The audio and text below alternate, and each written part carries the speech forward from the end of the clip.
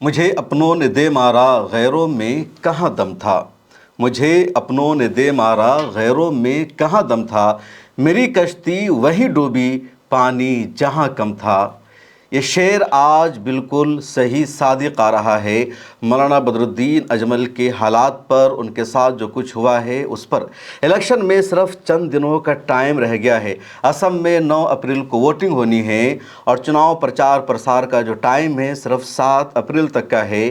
5 April بھی پورا ہو گیا تو صرف 1 سے 2 دن ٹائم بچا ہے مولانا بدر الدین اجمل کے پاس۔ ان کو کئی سارے مشکلات کا، چیلنجز کا سامنا ہے، اور اس دوران جو ان کے سب سے زیادہ قریبی ہیں، جن کو وہ پیر زیادہ مانتے ہیں، جن کو اپنا بزرگ تسلیم کرتے ہیں، جن کی خدمت میں وہ ہدیہ بھیجتے ہیں، جن کے ساتھ عقیدت سے ملتے ہیں، انہوں نے ہی مولانا بدر الدین اجمل کو نوٹس بھیج دیا اور کہا 24 گھنٹے کا ٹائم ہے آپ کے پاس، آپ جواب دیجئے ورنہ آپ کے خلاف ایکشن لیا جائے گا۔ اور ایکشن میں یہ بھی ممکن ہے کہ ان کو جمعیت علماء ہند سے باہر نکال دے، یا پھر جمعیت علماء ہند کے لیٹر ہیڈ سے اس کے بینر تلے مولانا محمود مدنی ایک پیغام جاری کر دے کہ اسم کے مسلمانوں، مولانا بدر الدین اجمل کو، ان کی پارٹی AIUDF کو ووٹ نہیں کرنا ہے۔ یہ بھی ایکشن لیا جا سکتا ہے ان کے خلاف کہ جمعیت کے جتنے ورکرز ہیں، جتنی ٹیم ہے، جتنا کیڈر ہے جمعیت کا آسام میں، وہ سب UDF سے استعفیٰ دے دے، الگ ہو جائے،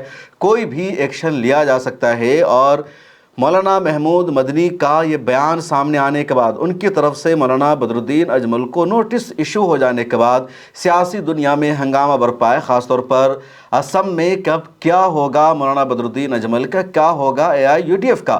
مولانا بدر الدین اجمل کا ایسا گناہ کیا تھا، انہوں نے کیا کچھ کر لیا غلط جس کی وجہ سے سیدھے ان کو نوٹس ایشو کر دیا گیا کہ آپ نے فرقہ پرست پارٹی سے ہاتھ ملا لیا ہے۔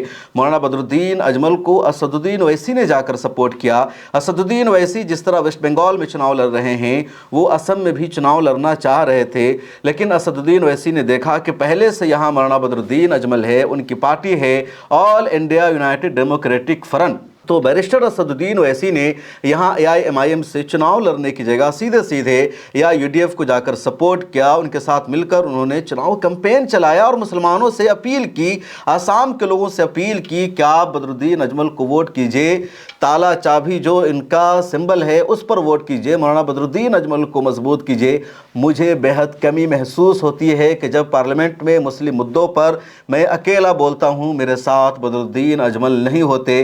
15 سالوں تک ہم دونوں بھائی مل کر مسلمانوں کے مدعے پر پارلیمنٹ میں بولتے رہے ہیں، مسلمانوں کے ایشوز کو اٹھاتے رہے ہیں۔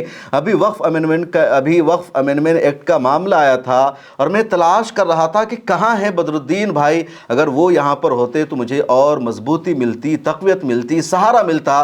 اب پارلیمنٹ میں وہ نہیں ہیں، اور مولانا بدر الدین اجمل کی جگہ جس کو یہاں کے لوگوں نے اپنا MP چن لیا ہے، پارلیمنٹ میں بھیجا ہے، وہ شخص کبھی بھی مسلمانوں کی آواز کو نہیں اٹھاتا۔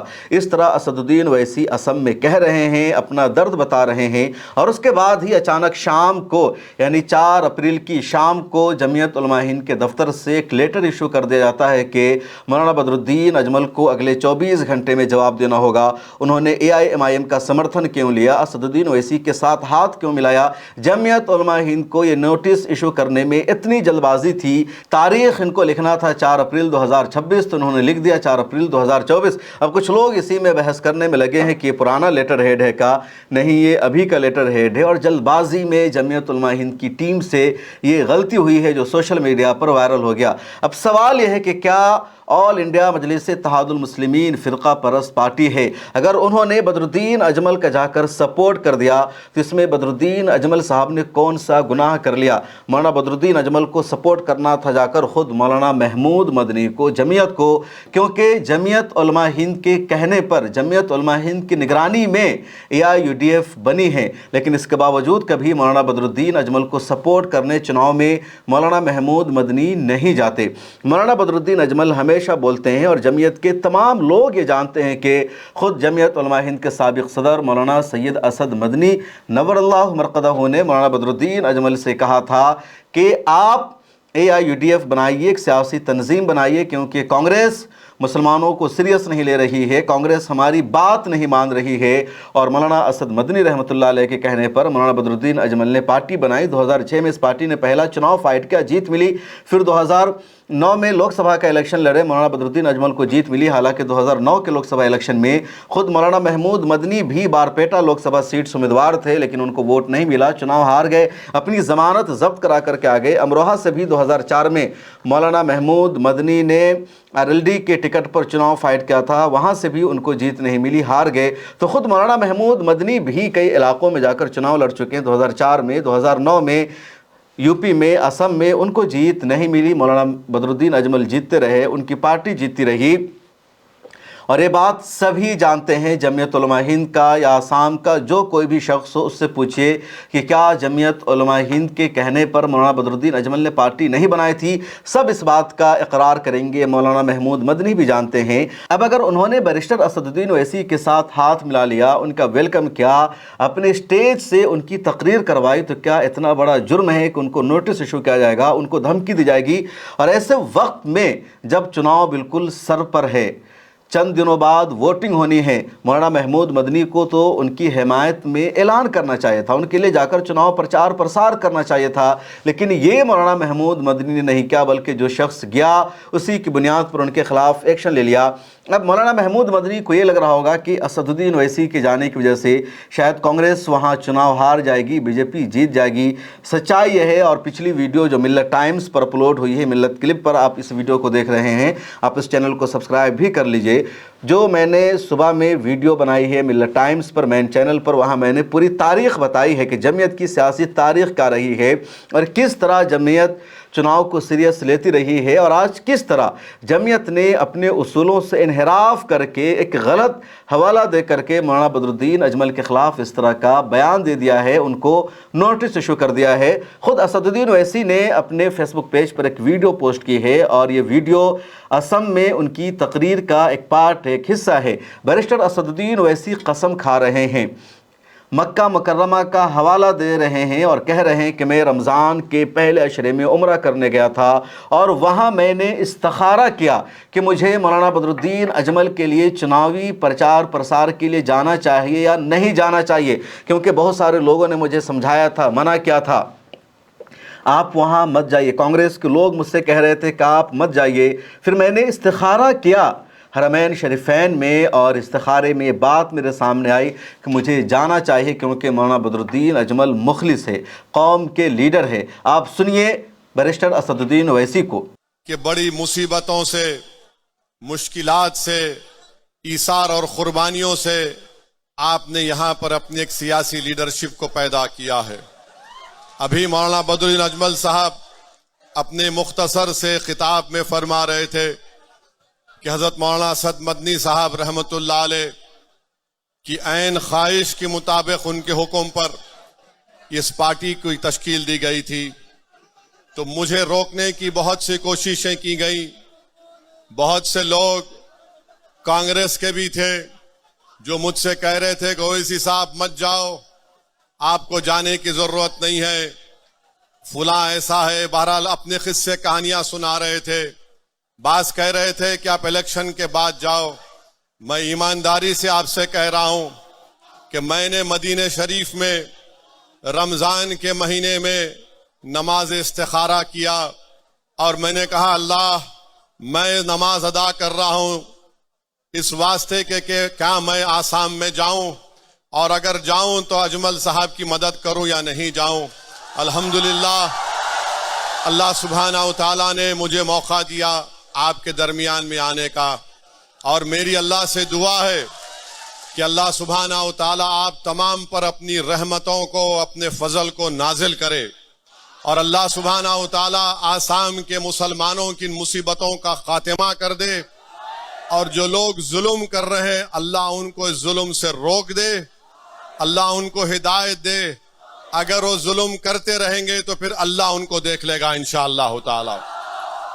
और कांग्रेस के लोगों से बोल रहा हूं, आप कितना भी कोशिश कर लो, अल्लाह जब तक असदुद्दीन ओवैसी को जिंदा रखेगा, जहां कहीं भी मुस्लिम पॉलिटिकल लीडरशिप को बनाना है, मजबूत रखना है, जिंदा रखना है, मैं हाजिर था और हाजिर रहूंगा इंशाअल्लाह ताला। मैं कोई बड़ा काम नहीं कर रहा हूं, میں میرے بھائی بڑے بھائی مولانا اجمل صاحب کو دیکھتا ہوں تو میری زبان سے بے ساختہ دعا کے کلمات نکل جاتے ہیں کہ اللہ ان کو سلامت رکھے، اللہ ان کو صحت دے، اور یہ آپ کی اور صحیح طریقے سے بے لوث طریقے سے خدمت کرتے رہیں۔ ہم تمام خادم ہیں آپ کے، ہم تمام آپ کے غلام ہیں، ہم تمام آپ کے نوکر ہیں، آپ کی وجہ سے ہم یہاں پر کھڑے ہیں۔ اس میں اللہ کا کرم ہے، صدقہ ہے نبی کریم صلی اللہ علیہ وسلم کا، اہل دل کی دعائیں ہیں۔ اسد الدین اویسی کوئی بڑا آدمی نہیں ہے، اسد الدین اویسی آپ کی طرح عام آدمی ہے۔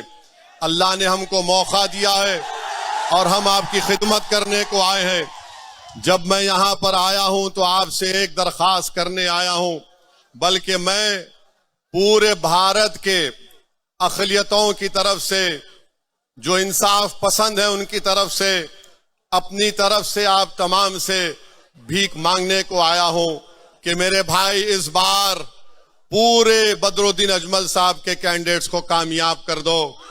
یاد رکھو پورا بھارت آپ کی طرف نگاہیں اٹھا کر دیکھ رہا ہے، حیدرآباد کے لوگ آپ کی طرف دیکھ رہے ہیں، مہاراشٹرا، مالیگاؤں، ممبئی کے لوگ، اورنگ آباد کے لوگ آپ کی طرف دیکھ رہے ہیں۔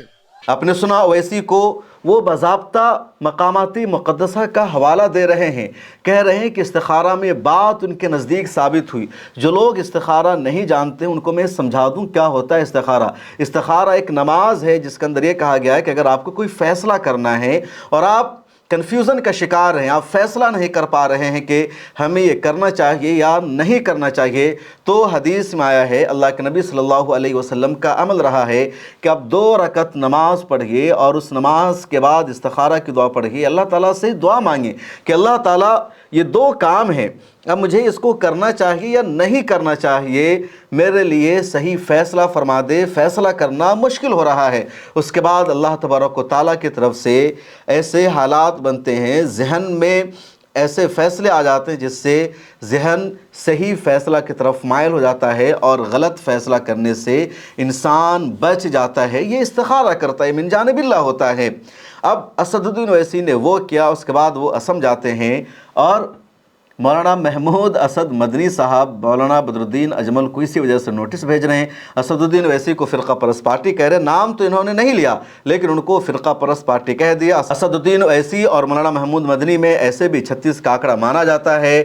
مولانا محمود مدنی کو برداشت نہیں ہے اسد الدین اویسی کی سیاست، ان کی پولیٹیکل پارٹی یا ان کے بولنے کا جو انداز ہے، حالانکہ خود مولانا محمود مدنی کی فیملی کے ممبر بھی اسد الدین اویسی کے پارٹی سے چناؤ لڑ چکے ہیں۔ مولانا محمود مدنی کے ایک بھتیجے نے پچھلے اتر پردیش کے وِدھان سبھا چناؤ میں ایم کے ٹکٹ پر چناؤ فائٹ کیا تھا۔ دیوبند میں بھی اسد الدین اویسی کی چناوی ریلی ہوئی تھی تو ان کے گھر تک کے لوگ اسد الدین اویسی سے ملے ہوئے ہیں، ان کے ساتھ مل کر چناؤ لڑتے ہیں۔ اب اپنے گھر والے کو، اپنے بھتیجے کو، اپنے بھائی کو تو مولانا محمود مدنی نے نوٹس ایشو نہیں کیا، ان کے خلاف بائیکاٹ کی اپیل جاری نہیں کی کہ آپ نے کیوں ایم کے ٹکٹ پر چناؤ لڑا، آپ نے کیوں ٹکٹ لیا، آپ کو مدنی خانوادے سے باہر نکالا جاتا ہے۔ حضرت شیخ الاسلام رحمۃ اللہ علیہ کی پالیسی کے خلاف ہے، ان کی سیاسی سوچ کے خلاف ہے، بھتیجے کے خلاف تو انہوں نے ایکشن نہیں لیا، ان کا بائیکاٹ انہوں نے نہیں کیا، لیکن مولانا بدر الدین اجمل کو سیدھے نوٹس تھما دیا۔ حالانکہ مولانا بدر الدین اجمل کا جو قد ہے آسام میں خود بہت بڑا ہے، وہاں کی عوام ان کے کام کی بنیاد پر، ان کے ورک کی بنیاد پر، ان کی شخصیت کی بنیاد پر ان کے ووٹ کرتی ہے۔ اور ہندوستان کی تاریخ میں 2 ہی ایسا شخص ہے جو اپنے دم پر لوک سبھا کا MP بنا ہے، پارلیمنٹ میں پہنچا ہے، کانگریس کے سپورٹ کے بغیر یا کسی اور پارٹی کے سپورٹ کے بغیر، اور اس میں ایک مولانا بدر الدین اجمل ہے جو اپنی پارٹی بناتے ہیں اور اپنی پارٹی کے دم پر 3 مرتبہ لگاتار چناؤ جیت جاتے ہیں۔ 2009 میں MP بنتے ہیں، 2014 میں MP بنتے ہیں، اس کے بعد 2019 میں کنٹینیو MP بنتے ہیں، 2024 کو چناؤ وہ ہار جاتے ہیں۔ دوسرا شخص بیرسٹر اسد الدین اویسی ہے جو اپنی پارٹی کے دم پر MP بن رہا ہے، انڈین یونین مسلم لیگ کے لوگ کیرلا میں بن جاتے ہیں۔ اس کے علاوہ اور کوئی شخص بتا دیجئے جو کوئی اپنی پارٹی بنائے اور MP بن جائے، اس کو MP کا چناؤ لڑنے کے لیے یا एमपी बनने के लिए कांग्रेस की, बीजेपी की, आरजेडी की, जो भी एक बड़ी एस्टेब्लिश्ड पार्टी है, उसी का सहारा लेना पड़ता है। कोई इंडिपेंडेंट उम्मीदवार के तौर पर भी चुनाव नहीं जीत पाता है। खुद मौलाना महमूद असद मदनी साहब असम की बारपेटा लोकसभा सीट से जाकर चुनाव लड़ते हैं समाजवादी पार्टी के टिकट से, और 2009 का मामला है, वो AIUDF के टिकट पर चुनाव लड़ने की जगह समाजवादी पार्टी के टिकट पर चुनाव लड़ते हैं। उसी साल मौलाना बदरुद्दीन अजमल भी पहली मरतबा लोकसभा का चुनाव फाइट करते हैं धुबरी लोकसभा सीट से। दोनों सीट मुस्लिम मेजॉरिटी है। मौलाना बदरुद्दीन अजमल धुबरी से जीत जाते हैं और मौलाना महमूद मदनी बारपेटा से हार जाते हैं। वहाँ के अवाम ने कहा कि हम आपको अपना पीर मानते हैं, लेकिन सियासी तौर पर हम आपको अपना रहनुमा नहीं मान सकते। हम बदरुद्दीन अजमल को अपना सियासी रहनुमा मानते हैं। और ठीक उसी बारपेटा सीट से अगली मरतबा 2014 के लोकसभा चुनाव में मौलाना बदरुद्दीन अजमल के छोटे भाई सिराजुद्दीन अजमल चुनाव लड़ते हैं और वो चुनाव जीत जाते हैं IUDF के टिकट पर। तो ये असम की अवाम का फैसला है। अब मौलाना बदरुद्दीन अजमल के ख़िलाफ़ जमीयत ने ऐसा क्यों कदम उठाया है? मौलाना महमूद मदनी के जहन दिमाग में चल क्या रहा है? क्या असदुद्दीन ओवैसी को बुला लेना इतना बड़ा जुर्म था कि उनके ख़िलाफ़ इस तरह का एक्शन लिया जाए? दरअसल पहले से ही मौलाना बदरुद्दीन अजमल को जमीयत का कोई सपोर्ट नहीं मिल रहा था, कोई हिमायत नहीं मिल रही थी, कोई भी बयान नहीं जारी किया जाता था, और अब मौका मिलते ही सीधे उनके ख़िलाफ़ एक्शन लेना शुरू कर दिया है। 9 अप्रैल को असम में वोटिंग होनी है। रिज़ल्ट के बाद ही फैसला होगा कि मौलाना महमूद मदनी के इस एक्शन का कितना असर पड़ा है मौलाना बदरुद्दीन अजमल पर, उनकी पॉलिटिकल पार्टी पर, असम के सिस्टम पर। और ये भी देखना होगा कि असम में कांग्रेस की सरकार बन पाती है नहीं बन पाती है। असम में कांग्रेस की सरकार उसी वक्त बनना पॉसिबल है जब अपर आसाम में कांग्रेस कम से कम 20 से 25 सीट हासिल कर ले। और कांग्रेस पिछले 2 मरतबा से अपर आसाम में 2 से 3 सीट ला रही है, उससे ज़्यादा नहीं, जहां 46 सीटें हैं। और अगर वहां कांग्रेस सीट नहीं लाएगी, कांग्रेस का परफॉर्मेंस अच्छा नहीं रहेगा, तो सिर्फ मुस्लिम मेजॉरिटी इलाका में सीटें निकालने से कांग्रेस को जीत मिलने वाली नहीं है। इस वीडियो में इतना ही। चैनल को सब्सक्राइब कर लीजिए। मुझे दीजिए इजाज़त। आपकी क्या राय है कमेंट सेक्शन में लिखिए। अल्लाह हाफिज़।